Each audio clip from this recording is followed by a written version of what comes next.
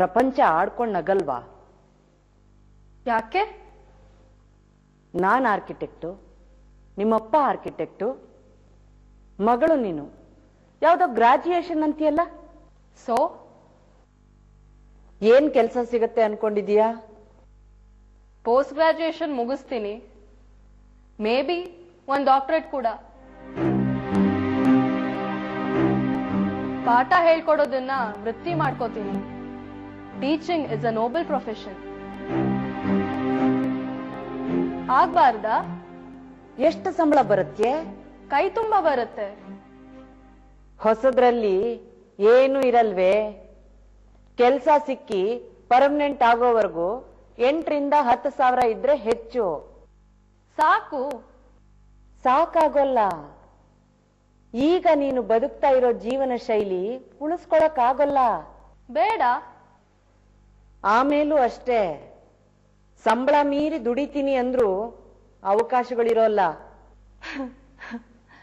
ಮೋಸಕ್ಕೆ ಅವಕಾಶ ಇರಲ್ಲ, ಕಳ್ಳತನಕ್ಕೆ ಅವಕಾಶ ಇರಲ್ಲ.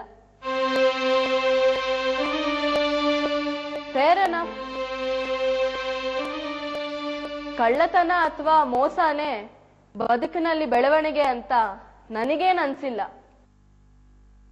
ಹೇಳಿದ್ದು ಕೇಳೆ, ಮತ್ತೆ ಎಕ್ಸಾಮ್ ಬರೀ, ಮಾರ್ಕ್ಸ್ ಚೆನ್ನಾಗಿ ಬರುತ್ತೆ, ನನಗ್ ಗೊತ್ತು.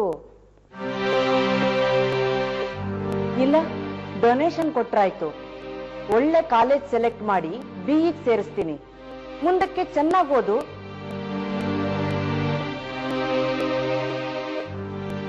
ಯಾರಾದ್ರೂ ಕೇಳಿದ್ರೆ ಹೇಳ್ಕೊಳಕ್ಕಾದ್ರೂ ಬೇಕಲ್ವೇ? ಅಮ್ಮ,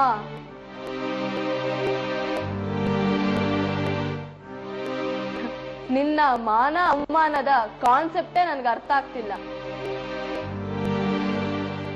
ಬರೆದ ಪರೀಕ್ಷೆನೆ ಮತ್ತೆ ಬರಿ ಅಂತ್ಯ, ಕಾಸು ಕೊಟ್ಟು ಇಂಜಿನಿಯರಿಂಗ್ ಸೇರಿಸ್ತೀನಿ ಅಂತ್ಯ. ಓದು ಅಂದ್ರೆ ಅದು ಒಂದೇನಾ?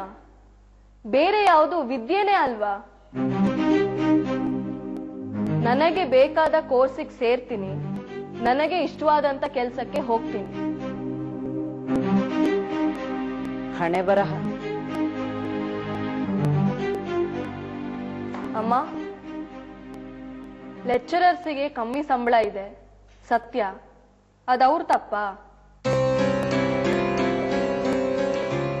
ಕಾಲೇಜ್ ನಡ್ಸೋ ಸೂಪರ್ವೈಸ್ ಮಾಡೋ ಸೆಕ್ರೆಟರಿಗೆ ಲಕ್ಷದಲ್ಲಿ ಕೊಡ್ತೀರಿ, ಪಾಠ ಹೇಳ್ಕೊಡೋ ಲೆಕ್ಚರರ್ಸಿಗೆ 1000ದಲ್ಲಿ ಕೊಡಕ್ಕೂ ಅಳ್ತೀರಿ.